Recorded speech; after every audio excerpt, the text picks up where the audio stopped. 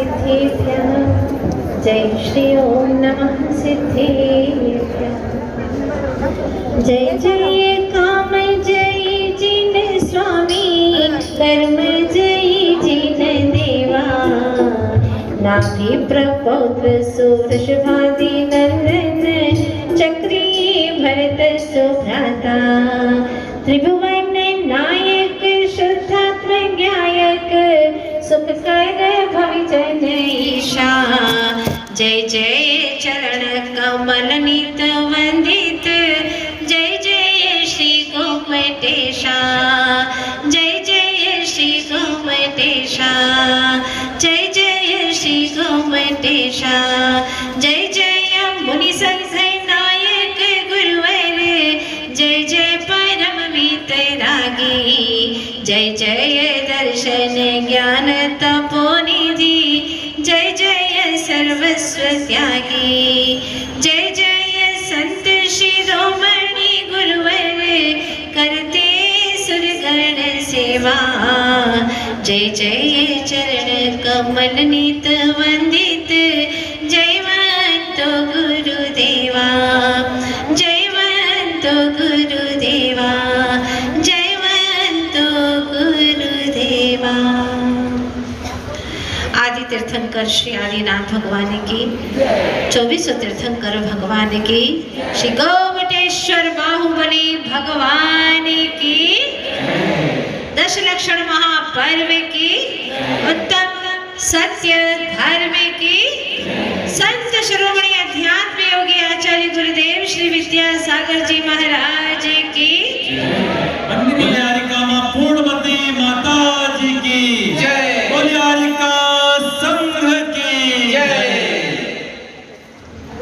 आज इस सारे मुल्क में हम देख रहे हैं, जीभ के ऊपर तो चाशनी सी मिठास है, पर जीवन में कड़वाहट खुली हुई है।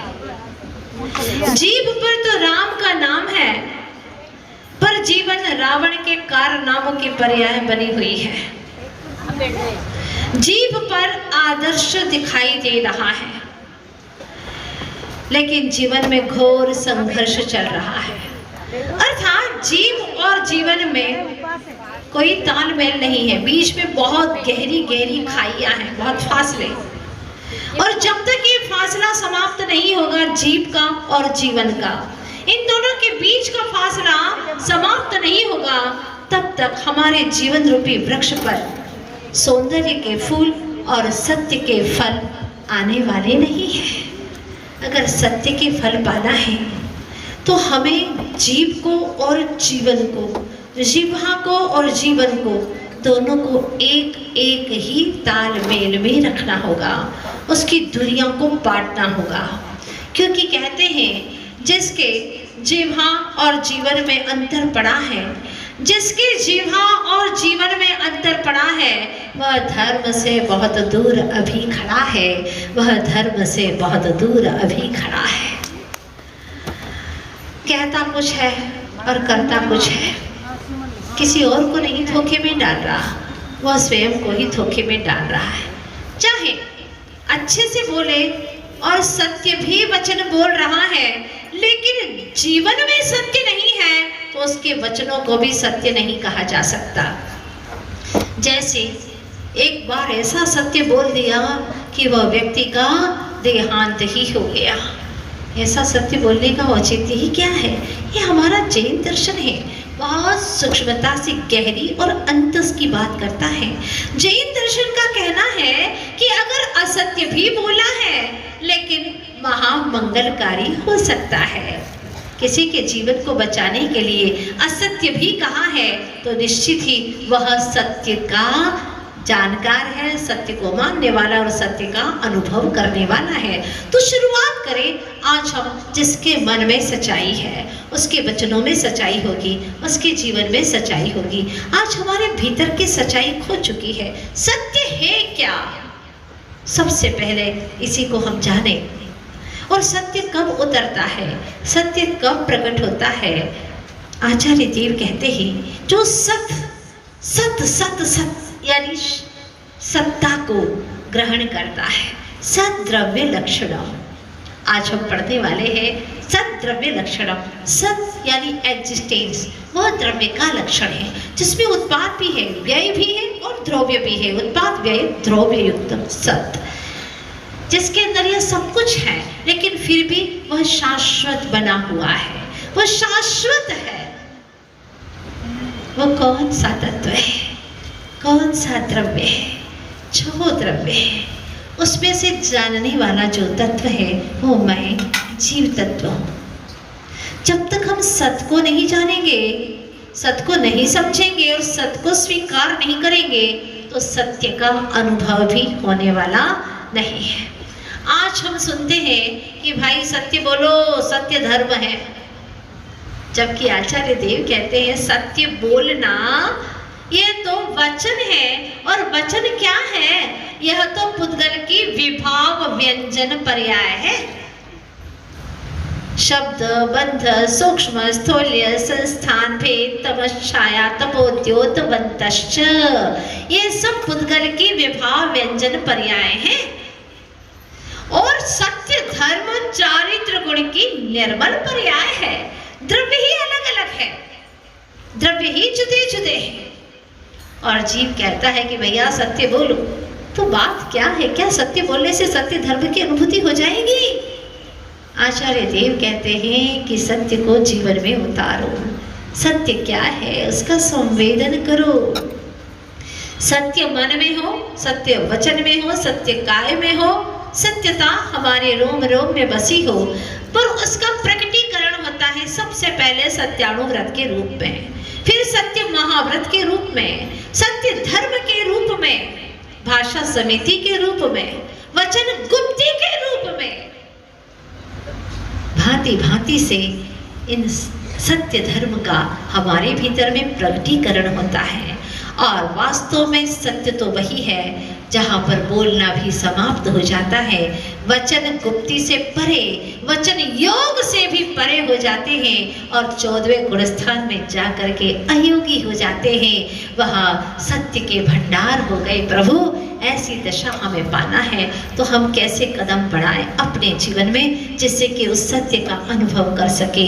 शाश्वत की चर्चा, उसी की चर्या, उसी में रमण करना, क्योंकि सत्य कभी हारता नहीं है, सत्य कभी मिटता नहीं है।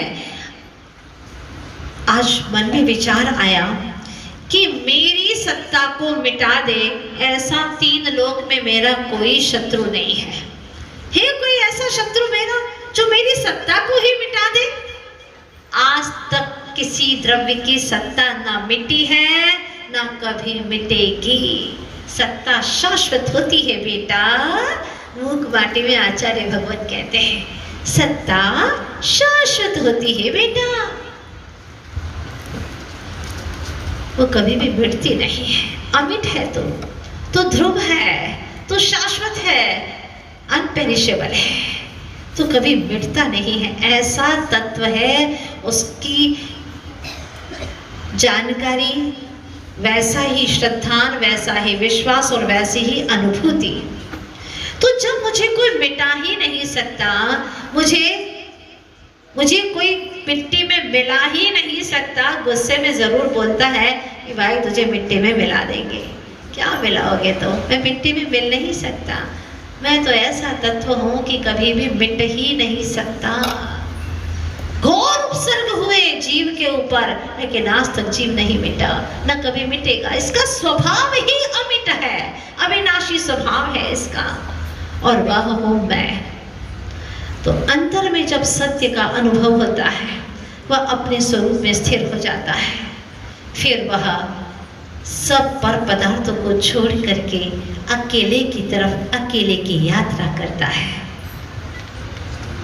Flight of the lord to the lord, अकेले की तरफ, अकेले की यात्रा करता है और भीतर की गहराई में डूब जाता है। तब सत्य के मोती को बटोर लेता है।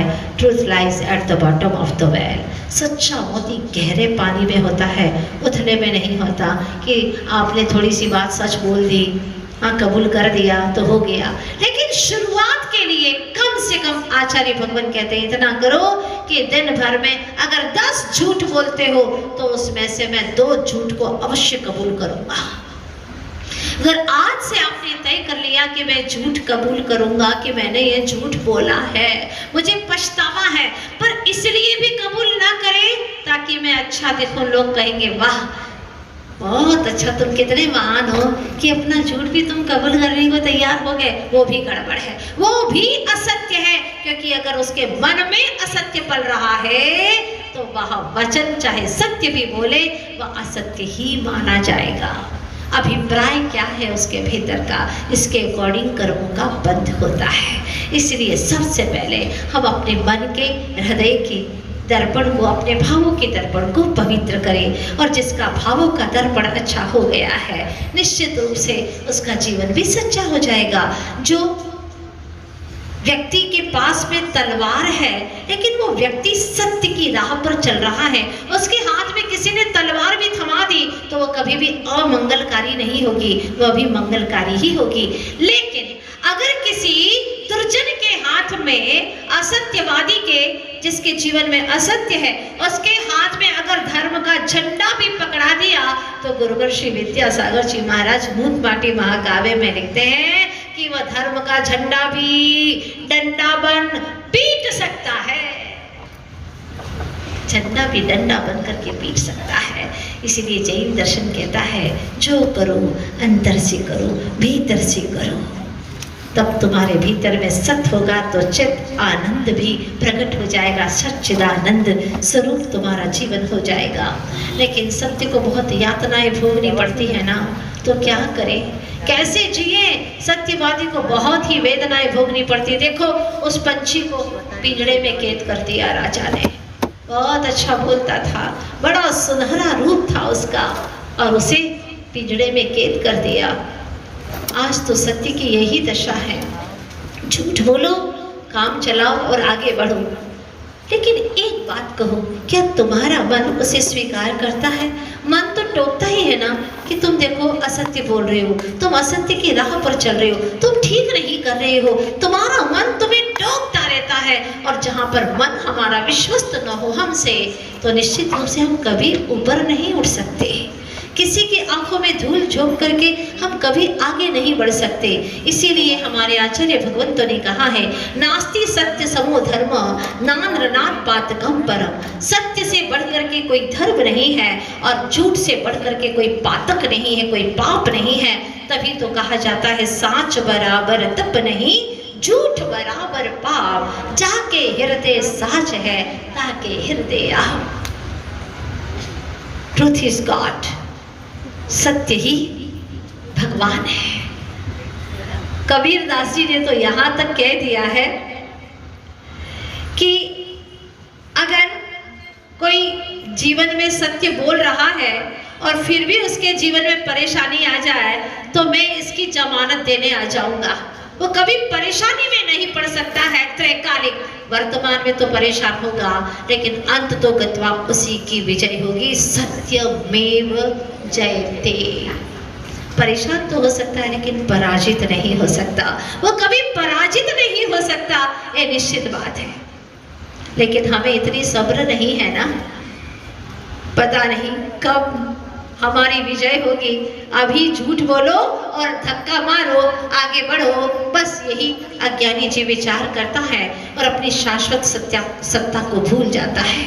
ध्यान रखिएगा कि आपको सता करके सत्ता तो मिल जाएगी, लेकिन जो आत्मा को तपा करके सत्य मिलता है उसका दर्शन होने वाला नहीं है। सता करके सत्ता तो मिल जाती है लेकिन सत्य का दर्शन नहीं होता। और जिसको जीवन में एक बार सत्य का दर्शन हो जाता है फिर उसको सत्ता की कोई दरकार नहीं होती। क्या करेगा सत्ता पा करके? ये तो मिटने वाली चीजें हैं। कई बार पद मिल गए लेकिन मुझे तो शाश्वत सिद्ध पद पाना है जो सत्य के बल पर ही पाया जा सकता है। तो लोग कहते हैं कि हम क्या करें, बिल्कुल असमंजस में पड़े रहते हैं क्योंकि सत्य तो आजकल सूली पे चढ़ा है, जोर हरदम झूठ का ही बढ़ा है।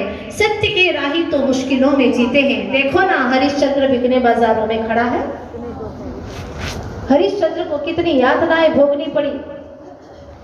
इतिहास में इस बात का साक्षी है कि महात्मा गांधी को गोली खानी पड़ी, भगत सिंह को फांसी पर लटकाया गया, भगत सिंह को फांसी पर लटकाया गया और बुद्ध को कठोर यातनाएं भोगनी पड़ी। रामचंद्र जी को वन में भटकना पड़ा। सुकरात को देखो जहर पीना पड़ा। हरिश्चंद्र को दर दर भटकना पड़ा। जीसस कांटों का मुकुट पहनना पड़ा। महाराणा प्रताप को देखो चित्तौड़ वाले अरावली की घाटियों में भटकते रहे। पांडवों को देखो क्या भयानक कष्ट सहना पड़ा। इसीलिए लोग उदाहरण इकट्ठा करके रखते हैं। हम इनके उदाहरणों में जाना नहीं चाहते हैं। हम तो झूठ बोलेंगे और धड़ल्ले से जीवन जिएंगे। करो इस असत्य के राह पर चलते चलते आज तक मिला क्या? तुम्हारा मन भी तुमसे संतुष्ट नहीं हुआ, तुम्हारी चेतना तुमसे संतुष्ट नहीं। ऐसी जिंदगी किस काम की? 100 बार आपत्तियां आए लेकिन अंत तो गत्वा जिसे पूर्ण सफलता मिल जाए वो जीवन की सच्चाई है, वो जीवन का आनंद है। वो 100 बार की असफलता की पीड़ा को एक क्षण में दूर कर देता है। जैसा कि रात भर के घने अंधेरे को सूरज की एक किरण आती है और सारे अंधकार को तमस को तिरोहित कर देती है। ऐसी होती है सत्य की विजय। आज हमें सब्र करना होगा और सत्य की राह पर चलना होगा। लेकिन इसके पहले अनिवार्य शर्त है कि 4 कषायों का निष्कासन होना। एक कुएं में लड़ते लड़ते 4 कुत्ते गिर गए। 4 कुत्ते गिर गए। गांव के लोगों में बड़ी परेशानी हो गई क्योंकि एक ही कुआं रहता था पहले गांव के बीचों बीच में। लगभग सारे गांव के लोग वहीं से पानी भरा करते थे, प्रेम से बात करते थे, वात्सल्य से मिला करते थे। आज तो ये सब कुछ खत्म हो गया है। घर में 4 है, चारों अपने अपने व्हाट्सएप पे लगे हैं, मोबाइल में लगे। कोई किसी को देखने की फुर्सत नहीं है, बातचीत करने की फुर्सत नहीं है। पहले गाँव में देहात हाथ देते थे, एक दूसरे के हाथ में प्रेम से मिलाते थे। आपको तो अभी 24 घंटे तक मिलाने का त्याग है। हाँ, लोभ से हाथ मिलाना बुरा है, साधर्मी से नहीं। लेकिन अभी 24 घंटे तक आपको याद रखना है, इसीलिए क्योंकि आपको लोभ का साथ नहीं देना है। तो हुआ ये कि जब कुएं के अंदर 4 श्वान गिर गए लड़ते लड़ते। किसी ने तो देखा ही नहीं, रात में गिर गए थे। प्रातः काल लोग पानी भरने गए तो उस पानी से बदबू आने लगी। और वहां के पुरोहित को बुलाया कि बताओ क्या करें, पानी में बदबू आ रही है, सारे लोग प्यासे मर जाएंगे। उसने कहा सुनो, अगर गंगा जल डाल दोगे तो सारी बदबू खत्म हो जाएगी। गंगा जल डाला गया लेकिन कुछ फर्क नहीं पड़ा, बदबू तो बढ़ती गई। अब पास के पंडित को बुलाया, दूसरे पंडित को बुलाया। उसने कहा भाई तुम लोग समझो, तुलसी डाल दो इसके अंदर, सारी बदबू खत्म हो जाएगी। बोलते तो ऐसे ही है सब। अरे अभी बिल्कुल मिनटों में खत्म हो जाएगी सारी बदबू। तुलसी डाल दी गई, बहुत सारी तुलसी डाली लेकिन कोई भी बदबू में फर्क नहीं पड़ा। तीसरा आया, उसने कहा कि अरे तुम लोग क्या कर रहे हो, इसमें दूध डाल दो, सब बिल्कुल शुद्ध हो जाएगा पानी, सारी बदबू खत्म हो जाएगी। लेकिन कुछ ठीक नहीं हुआ, लोग बड़े परेशानी में पड़े थे। फिर पास में ही आपका इंदौर शहर था। अब तो इंदौर की शरण में जाना ही पड़ेगा। इंदौर के नामी पंडित को बुलाया गया। उसने देखा,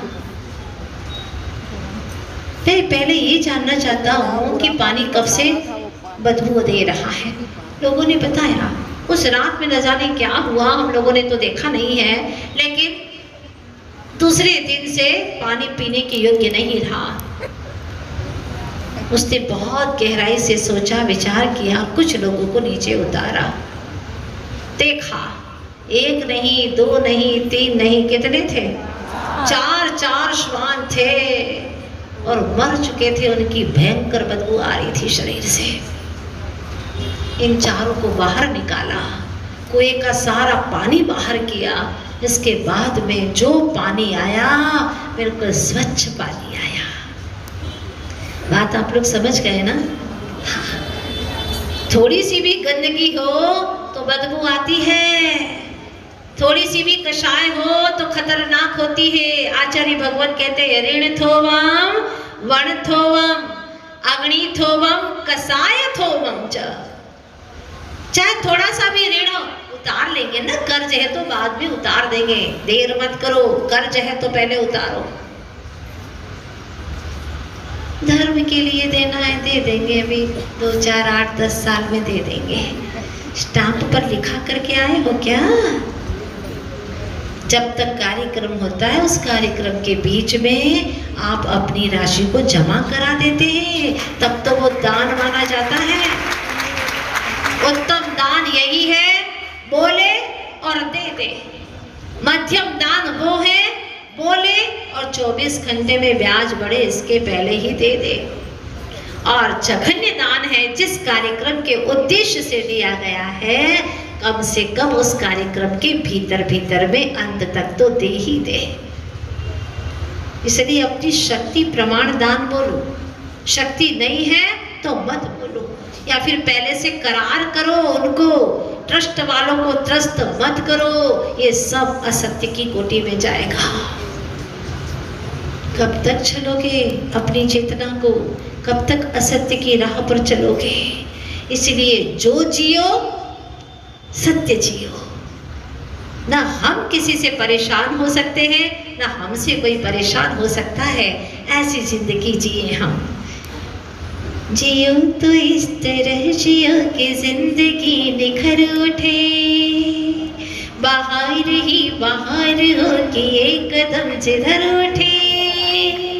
ये जिंदगी, जहाँ जाओ वहाँ बाहर ही बाहर हो। जीवन के रोम रोम में, आत्मा के हर प्रदेश में, असंख्य प्रदेशों में मात्र सत्य ही सत्य बसा रहे। सत्यग्राही बनो, सत्याग्रही नहीं। सत्यग्राही बनोगे तो जो सच है वो मेरा है।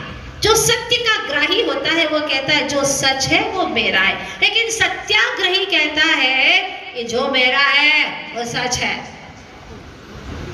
गड़बड़ हो गया। इसलिए सत्याग्रही नहीं होना, हमें सत्यग्राही होना है।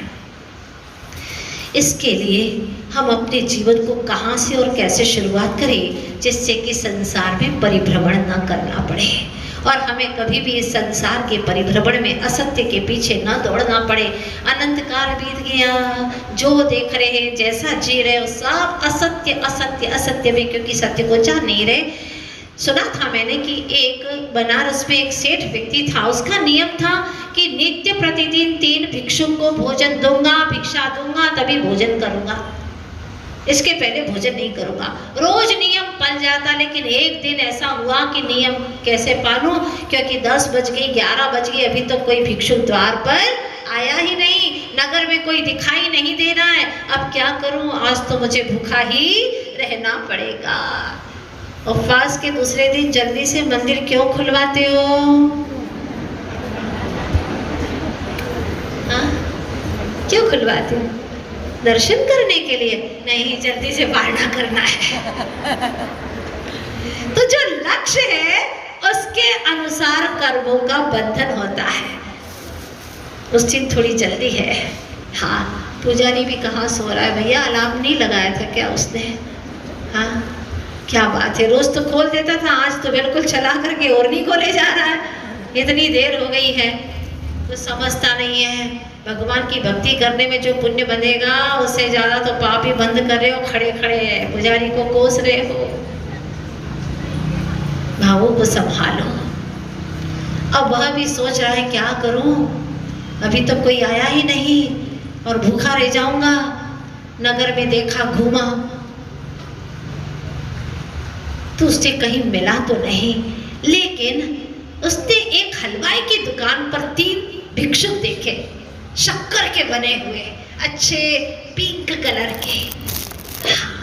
3 भिक्षुक देखे उसने, उसको बहुत अच्छा लगा और उसने सोचा चलो भाई, कहावत है ना, ना मामा से काना मामा से, उसी को लेकर के चलते हैं। और लेकर के आया, घर पे रखा ही था कि आज इन्हीं को अपन भिक्षा दे देंगे। अब वो कोई खाने वाले तो थे ही नहीं, लेकिन बस अब अपने को खाना है तो कुछ न कुछ तो युक्ति करनी ही पड़ेगी। अब उसने जैसे ही वहां पर रखा, इतने में ही संयोग से वहां 3 भिक्षुक आ गए। 3 भिक्षुक आए, लगभग 12 बज रहे थे। बड़ा खुश हुआ, आज तो बड़े सौभाग्य से भिक्षुक आए। तब उसने सोचा कि देखो आज इनको सामान्य भिक्षा नहीं देंगे। बैठाया उनको कक्ष में और कहा कि थोड़ी सी देर प्रतीक्षा करें, आज हम विशेष रूप से आपको भिक्षा देना चाहते हैं, श्रीखंड बनाना और बना करके आपको भिक्षा में देना चाहते हैं, थोड़ा सा आप रुकिएगा। निवेदन किया, ठीक है। और उनको कक्ष में बिठाया था और वह दही लेने के लिए बाजार में गया है। इतने में क्या हुआ कि इसका इकलौता बेटा आता है और जैसे ही बेटा आया, बच्चों की आदत होती है स्कूल से आते ही घर में देखते हैं कोई खाने पीने की चीज़ कहाँ क्या विशेष रखी हुई है, और जैसे उसने देखा वाह, उसके मुंह में तो पानी आने लगा। शक्कर के कितने प्यारे कलर, माँ एक मैं खाऊंगा, माँ एक तो मैं ही खाऊंगा। बेटा क्या? वो एक सन्यासी है ना, भिक्षुक है ना, वो एक मैं खाऊंगा माँ। तो वो एकदम सुनने लगे कि क्या कह रहा है भाई, एक बच्चा क्या कह रहा है, ये एक सन्यासी मैं खाऊंगा। माँ कहती है देख बेटा, धीरे से बोल रही लेकिन वो कान लगा करके सुनते हैं तीनों। देख बेटा ऐसा नहीं, अपन भी 3 है घर में और 3 ही सन्यासी है, अपन तीनों बांट करके खा लेंगे, पापा को आने दे। अब तो देखो देखो क्या कह रही है, नहीं माँ मैं तो अभी, बोलना ना बेटा अभी नहीं खाते, 3 है ना, अपन तीनों ले लेंगे, एक तीनों ले लेंगे, ठीक है, थोड़ी सी देर सब्र कर, तेरे पिताजी आने ही वाले हैं। लेकिन माँ बहुत जोरों से भूख लगी है। अरे बैठ जाना। अब तो तीनों ने सोचा आज तो निश्चित अपनी मौत है, मरने ही वाले हैं, क्या करें, भागो यहाँ से भागो जल्दी से, नहीं तो आज तो मृत्यु है, टुकड़े टुकड़े करने वाले हैं। और तीनों ने धीरे से दबे पैर वहां से उठाए कदम और भाग गए। सेठ आया और उसने देखा अरे कमरा तो खाली है, कहाँ चले गए, आज बड़े सौभाग्य से मिले थे ये सन्यासी जी और वो भी चले गए। पड़ोसियों से पूछा अरे अब भी गए हैं, जाओ ना तो मिल जाएंगे तुम्हें। और जैसे दही को तो यूं ही पटका और गया उनके पीछे पीछे, देखा सन्यासी ने अरे कोई भाग रहा है अपने पीछे, कोई भाग रहा है, वही सेठ है अपने पीछे भाग रहा है, जल्दी भागो। पूरा बनारस नगर पार कर दिया, पीछे पीछे सेठ भाग रहा है, आगे आगे तीनों सन्यासी भाग रहे हैं। सेठ ने कहा सन्यासी जी रुक जाओ, क्यों दौड़ रहे हो, मत दौड़ो सन्यासी जी मत दौड़ो, एक तो वैसे ही भूखा प्यासा हूँ, कुछ खाया नहीं है,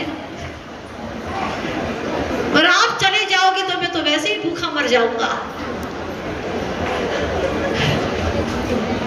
आप चले जाओगे तो मैं तो वैसे ही भूखा मर जाऊंगा, मत जाओ सन्यासी जी मत जाओ, मेरे ऊपर रहम करो।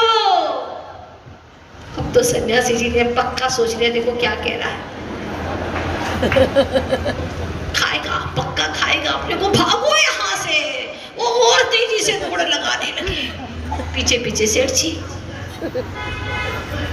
बस इसी तरह से यह अज्ञानी चेतन आत्मा असत्य के पीछे भाग रहा है, भाग रहा है, भाग रहा है। कोई जानता ही नहीं है सत्य है क्या, क्यों भाग रहा है इन वस्तुओं के पीछे, ये मिटने वाली वस्तुओं के पीछे। वो समझ रहा है कि हमें खाने के लिए ये पकड़ करके ले जाएगा, और पक्की बात है बच्चा झूठ बोल सकता है क्या, बच्चे ने कहा था मैं खाऊंगा, पत्नी झूठ बोल सकती है क्या, दोनों ने सच ही कहा था, और तीसरा ये भी कह रहा है, ये भी यही कह रहा है कि मत दौड़ो मत भागो, मैं तो भूखा ही मर जाऊंगा, बात स्पष्ट है, भागो यहाँ से भागो। अनंत काल की दौड़ चल रही है, व्यतीत हो गया अनंत काल, भाग रहे वस्तुओं को पकड़ने के लिए, पदार्थों को पाने के लिए। पदार्थ को पाने दौड़ोगे तो बेहोशी में जियोगे, और परमार्थ को पाने के लिए चलोगे तो होश में होकर जियोगे। क्या चाहिए, क्या चॉइस है तुम्हारी, इस पदार्थ को भी पालो, इसको भी पालो, इसको भी पालो। भैया जब तक ये क्रोध मान माया लोभ रूपी 4 जो खतरनाक चीजें हैं, इनको अपने ज्ञान कूप से बाहर नहीं निकाला तो ये 4 श्वान बिगाड़ते रहेंगे, गंदगी भरते रहेंगे और हमें चैन से जीने नहीं देंगे। इसलिए कहा क्रोध के कंकर, मान की माटी, छल की धूल और लोभ की गंदगी, इसको तत्काल दूर करो, तत्क्षण दूर करो। अगर ये दूर नहीं किया तो औरों के लिए नहीं, स्वयं के लिए ही घातक हो जाएगा। तो कैसे शुरू करें? पहले वचनों से शुरू करें, और वचन भी तब जब हमारा मन सच्चा हो। बहुत कोशिश करते हैं अपने जीवन को बहुत अच्छा बनाने के लिए। जब किसी के जीवन की घटनाओं को सुनते हैं तो लगता है कि नहीं, अब हमें भी बिल्कुल सही होना है, लेकिन हो नहीं पाते हैं। कुछ देर फर्क पड़ता, जब करने की बात आती है, जब अमल करने की स्थिति आती है, तो उस वक्त हम फिर भूल जाते हैं, फिर चूक जाते हैं। ऐसा ही होता है ना। तो क्या करें जिससे कि हम वो कर गुजरे। एक बार जो मन में आया है उसको हम कर गुजरे। जैसे कि रोज माला का जाप करते हैं ना, वैसे ही रोज जाप करें। मुझे अब सच की ही राह पर चलना है, चाहे कितनी परेशानियां आए, लेकिन मुझे अब सत्य की ही राह पर चलना है। मुझे झूठ का अवलंबन लेना ही नहीं है। जो मुझे गुरु कहे बस वही करना है। गुरु जो करे वो नहीं, गुरु जो कहे वो मुझे करना है। और सत्य जब अनुभव में आ जाता है तो सत्य मौन हो जाता है। पिता ने अपने 4 पुत्रों को भेजा पढ़ने के लिए कि जाओ जीवन का सत्य क्या है पढ़ करके आओ। आए पढ़ करके। 3 बेटों ने तो बड़े अहंकार से हम पढ़ लिख करके आ गए हैं, वेदों की ऋचाएं पढ़ना शुरू कर दी एक ने, दूसरे ने सूत्र जो रट करके आया था तोता रटन जैसा वो रट करके सुनाना शुरू कर दिया, और तीसरे ने सुभाषित सुनाना शुरू कर दिया। लेकिन चौथे से पूछा, बेटा तू भी क्या कुछ सीख करके आया है? पिताश्री प्रणाम है आपको, चरणों को स्पर्श करता हूँ। आप मेरे जीवन के आदर्श हैं। आपने मुझे सत्य की खोज के लिए भेजा था, लेकिन पिताश्री जिस गुरु के पास गया था उन्होंने कहा यहाँ क्यों आए, सत्य तो तुम्हारे ही पास है, तुम में ही छिपा है। इन 4 परतों को उद्घाटित कर दो, सत्य का झरना तुम्हारे भीतर में प्रवाहित हो रहा है। इन 4 कषायों की परतों को उद्घाटित कर दो। पिताश्री धन्य भाग्य है जो आपने मुझे गुरु की शरण तक भेजा, और इस तरह से वो सत्य की बात तक कहता है, और अंत में कहता है नादा जो सोध सोचेव।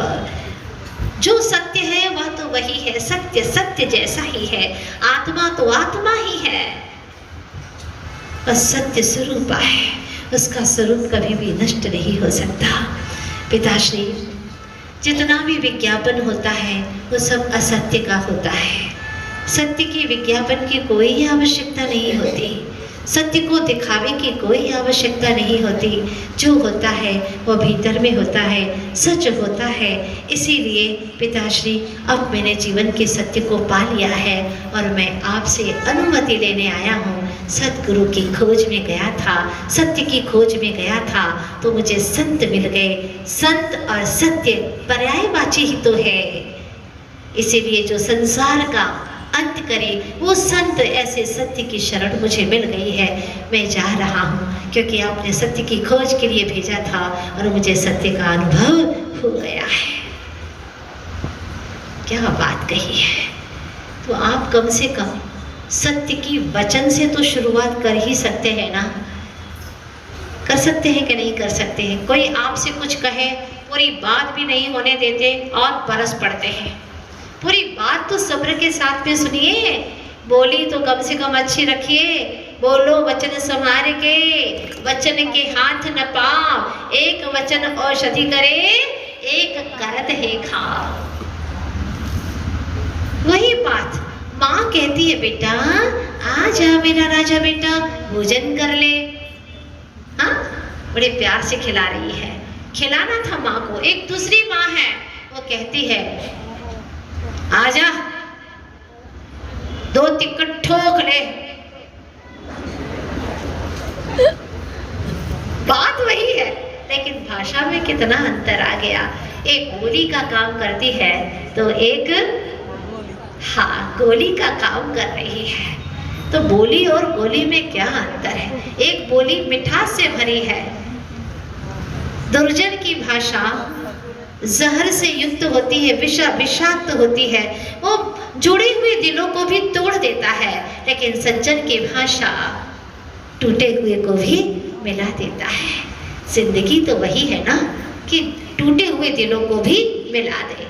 तो ऐसे वचन की भी शक्ति हमें दी है। वाणी तो एक्सरे मशीन है, व्यक्ति बोलता है, पता चलता है कि उसके भीतर में क्या है। हमारे गुरुवर आचार्य श्री विद्यासागर जी महाराज नपे तुले शब्द बोलते हैं,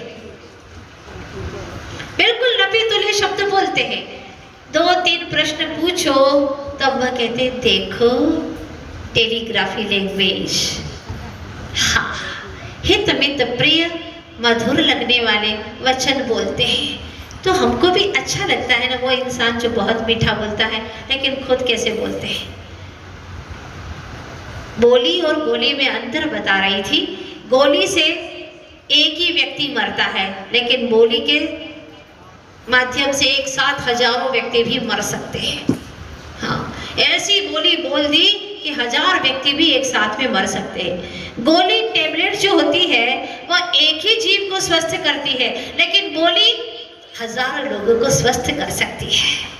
एक साथ में हजारों व्यक्तियों को स्वस्थ कर सकती है। मैंने बहुत अच्छी बात पढ़ी थी आचार्य कुंद महाराज, उनके जीवन चरित्र से मैंने एक चीज पढ़ी थी कि कुंद महाराज जब बोलते थे तो बहुत मंद आवाज में बोलते थे, अध्यात्म रस से ओतप्रोत होकर के बोलते थे।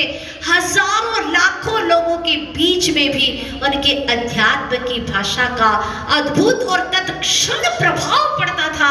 लोग उनकी बातों को मान्य कर लेते थे। कुंद स्वामी की बोली ऐसी थी। बोली का प्रभाव ही ऐसा होता है, दुश्मन भी पानी पानी हो जाता है, बाग बाग हो जाता है, और किसी की वाणी इतनी कठोर होती है कि वह आग आग हो जाता है। चॉइस आप लोगों के हाथ में है। तो बोली और गोली में अंतर इतना है कि गोली तो एक ही क्षण, गोली जो टेबलेट है वह तो एक ही क्षण कड़वी लगती है, लेकिन बोली हजारों दिनों तक कड़वी लगती है। कभी कभी तो ऐसे दिल में घाव कर देती है कि जिंदगी भर तक हम इसको भूल नहीं पाते। गोली अगर बंदूक की गोली है तो चूक सकते हैं, लेकिन बोली में चूकता नहीं है, वो तो सीधी हृदय में ही चली जाती है। गोली का घाव सूख सकता है, लेकिन बोली का घाव नहीं सूख सकता। प्रतिदिन कोई रोज हमें उपहार दे तो भुलाया जा सकता है, भूल जाते हैं, लेकिन जो बोली का उपहार हमें देता है उसके उपहार को कभी भी भुलाया नहीं जा सकता।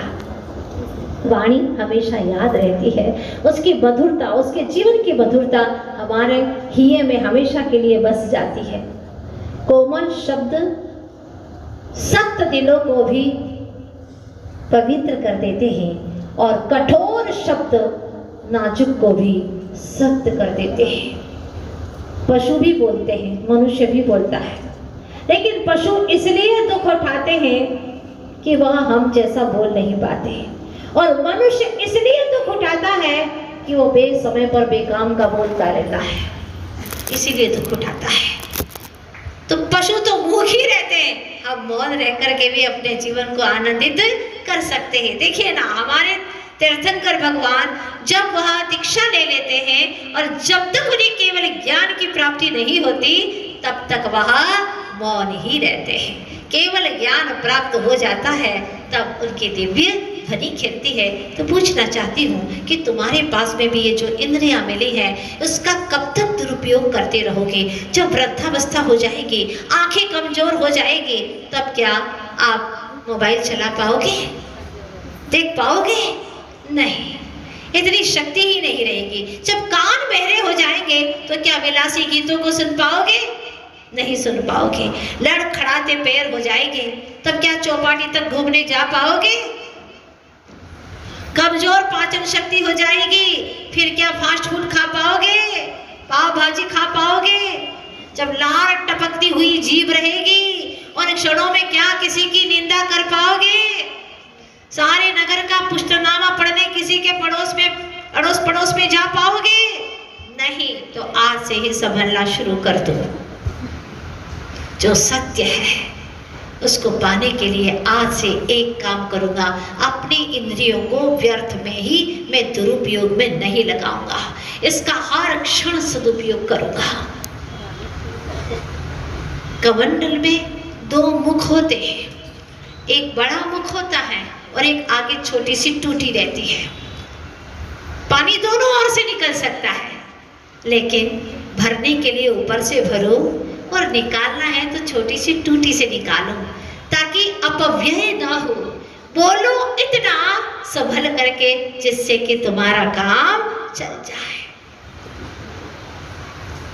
लेकिन बोलते इतना अनाप शनाप है, और फिर अगर माइक हाथ में आ जाए तो भगवान ही मालिक है।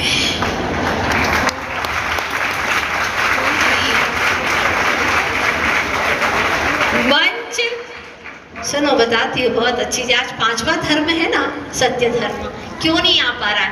मंच, माला, माइक, मोबाइल, मीडिया,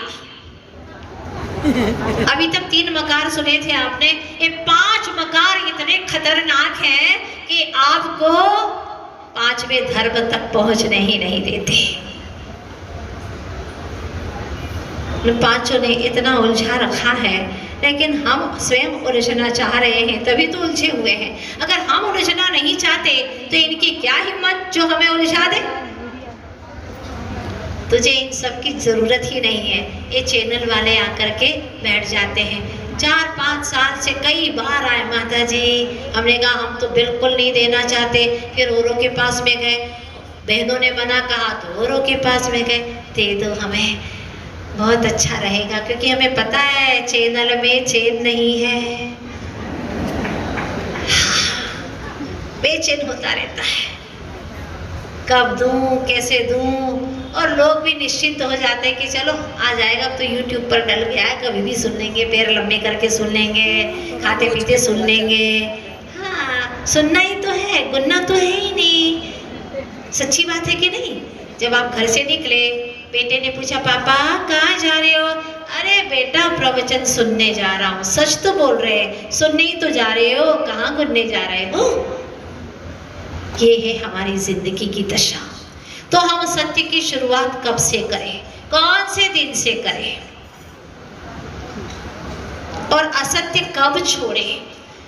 सप्ताह का पहला दिन सोमवार। उस दिन झूठ क्यों बोले भाई? सप्ताह की शुरुआत झूठ से असत्य से न करें, इसलिए सोमवार से तो असत्य की शुरुआत करें ही नहीं।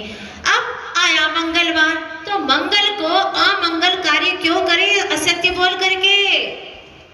उस दिन तो करना ही नहीं है। रही बात बुधवार की, अरे भाई बुध तो बड़ा शुद्ध है, और उस दिन अशुद्ध बातें नहीं करते, असत्य की बातें नहीं करते, उसको भी नहीं करना है।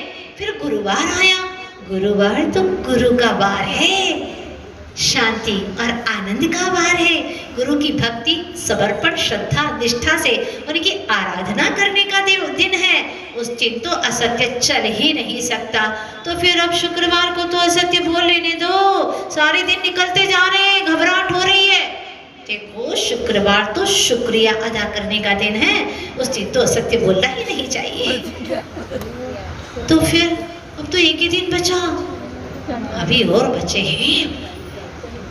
शनिवार को तो देखो शनिचर है, वैसे ही कम है क्या शनिचर, और असत्य बोल करके और कौन सा बड़ा शनिचर लगाओगे? 7.5 भैया, शनिचर को कभी असत्य मत बोलना। पर हमारे इंदौर वालों का तो रविवार बड़ा खास दिन है, उस दिन तो बोल लेने दो, क्योंकि हम तो हर काम रविवार को करते हैं, है ना? भजो छोतने रविवारे, बाकी क्या छे समय प्रभु मारे।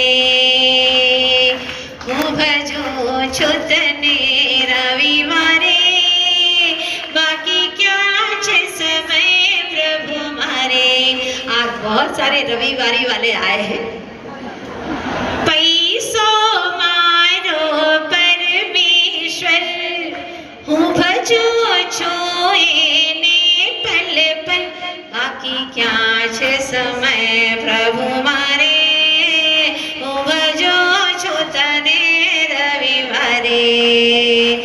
भजो छो तने रविवारे, बाकी क्या छे समय प्रभु मारे। हे प्रभु माफ करना, और समय नहीं मिल पाता 6 दिन पैसे के लिए, 1 दिन परमेश्वर तेरे लिए, उसमें भी पूरा दिन नहीं, भोजन पानी के लिए, अपनी प्रतिष्ठा के लिए, असत्य बोलने के लिए, यहाँ से वहाँ करने के लिए। तो फिर कहते देख आज रविवार है ना, छुट्टी का दिन है, असत्य की भी छुट्टी कर। आज तो तुझे असत्य की भी छुट्टी करनी पड़ेगी। अब तो बहुत हालत खराब हो गई भैया, एक भी दिन नहीं मिला, अब क्या करें। ध्यान रखना, अनंत काल बीत गया रे चेतन, तो आज तक सत्य का राही नहीं बना। सत्य का राही कभी बागी नहीं होता। मत बन बागी कि कब असत्य बोलूंगा, छोड़ दे इसे।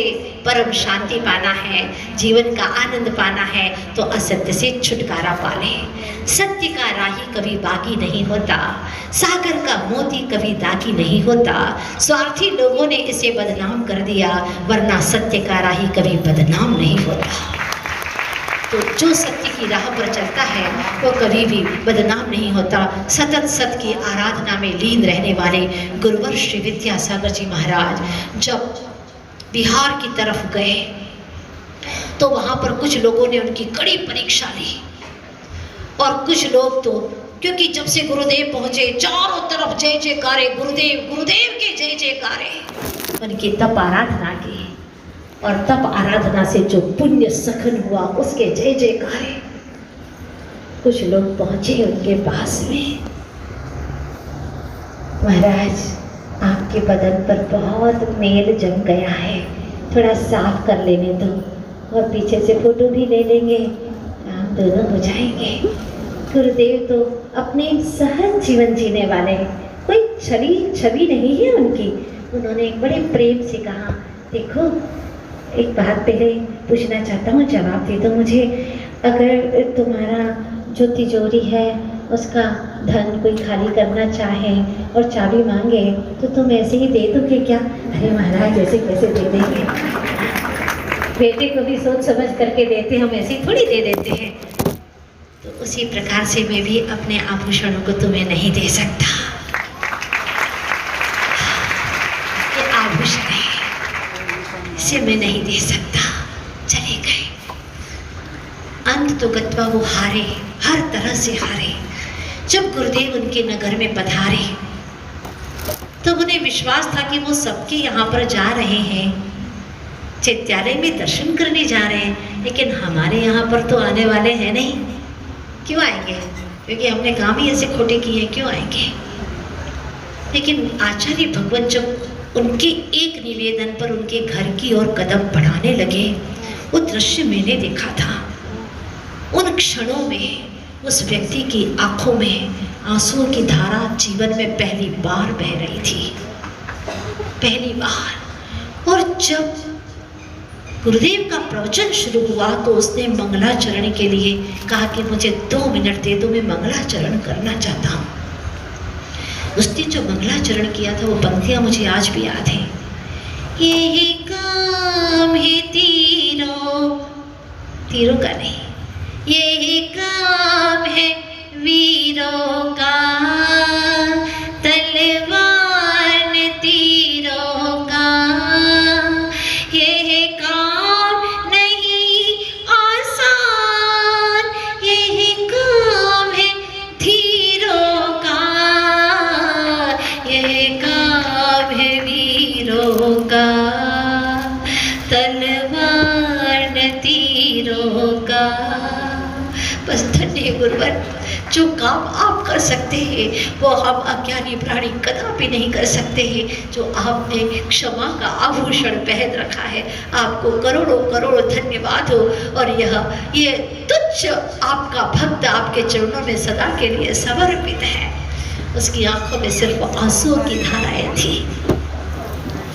जिसका जीवन सत्य की राह पर चलता है उसके लिए तो देवता स्वयं उनके वचनों की रक्षा करते हैं। भारी तपती दोपहरी विहार करना है गुरुदेव को, और एक दिन पहले का उपवास था और दूसरे दिन पूरा अंतराय हो गया। विहार करने को तत्पर है, स्वास्थ्य ठीक नहीं है।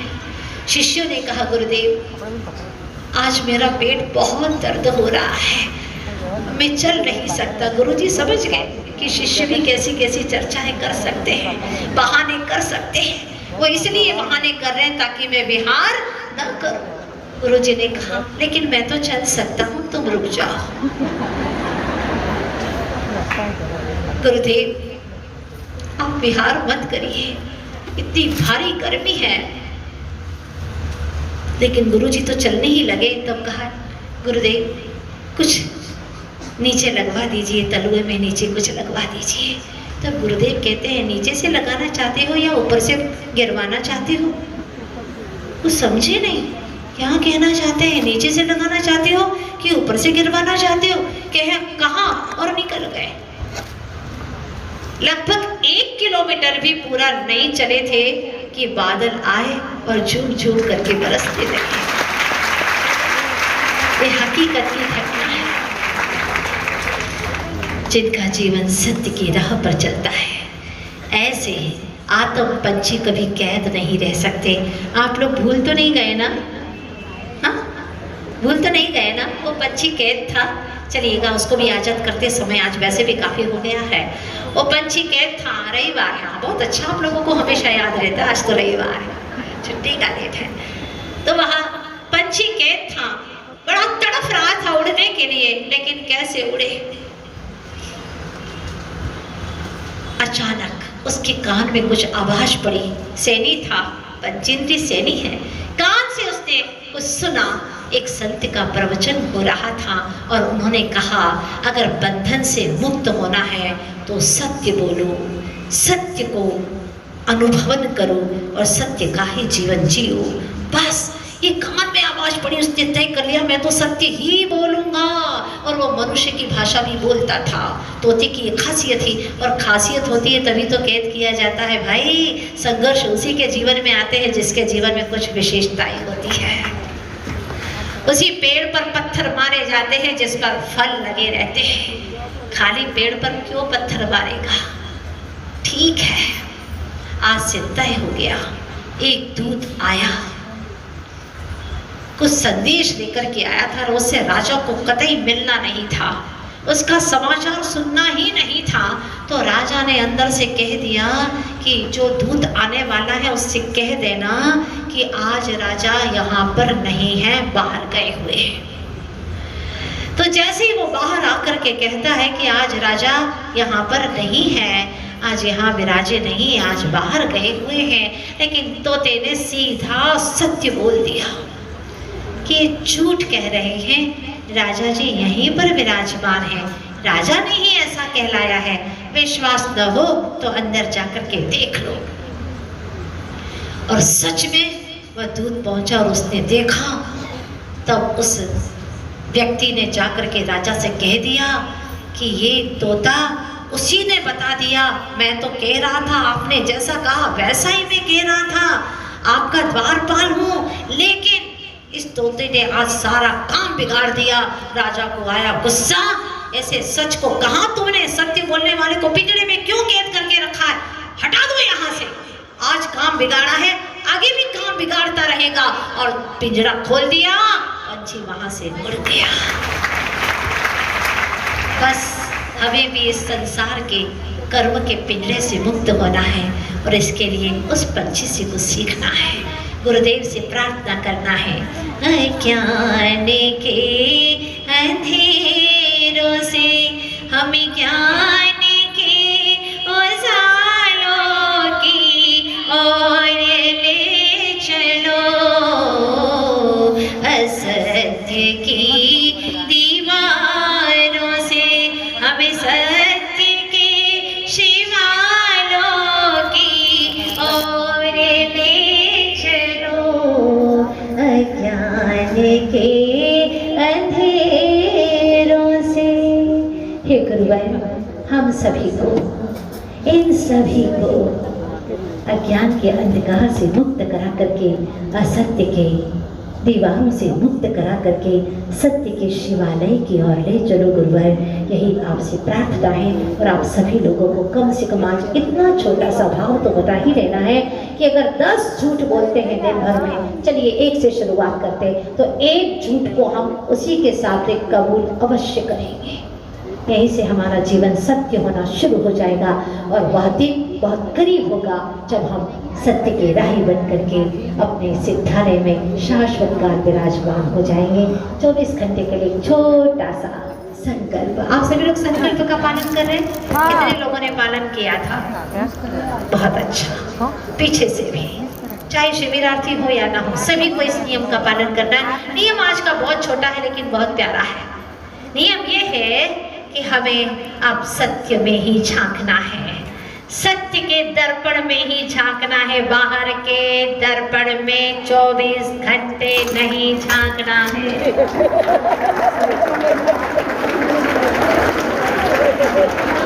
कठिन है ना? हाँ कठिन तो है, लेकिन 24 घंटे हर किसी को पालन करना है। आपको अगर अपना थोड़ा सा श्रृंगार करना है तो एक दूसरे की सहायता लीजिए और एक दूसरे के माध्यम से कर लीजिए, क्योंकि जो पतिव्रता नारी है, और आप लोगों को गाड़ी में भी दर्पण में नहीं देखना है, ध्यान रखना, ढक दीजिएगा। आज सत्य के दर्पण में देखना है। जो करेंगे बिल्कुल बिना दर्पण के ही आपको 24 घंटे बिताना है। और ये लक्ष्य, मोबाइल वो तो दर्पण ही है, कोई बेईमानी नहीं करेगा। आज किसी प्रकार की बेईमानी नहीं चलेगी। अगर बेईमानी की तो तुम्हारा मन अगर यहीं से शुद्धि पत्र में भी अशुद्धि करोगे तो कहाँ जाओगे? इसीलिए कोई बेईमानी नहीं। अगर एक बार भी गलती से भी हो गया तो आपको एक उल्टी माला फेरनी होगी, ध्यान रखिएगा। इसीलिए 24 घंटे सत्य के दर्पण में झांकने का लक्ष्य है, वही उद्देश्य है, और सत्य के राही बनकर के हमें अपनी मंजिल को पाना है। बोलिए आचार्य गुरुवर श्री विद्यासागर जी महाराज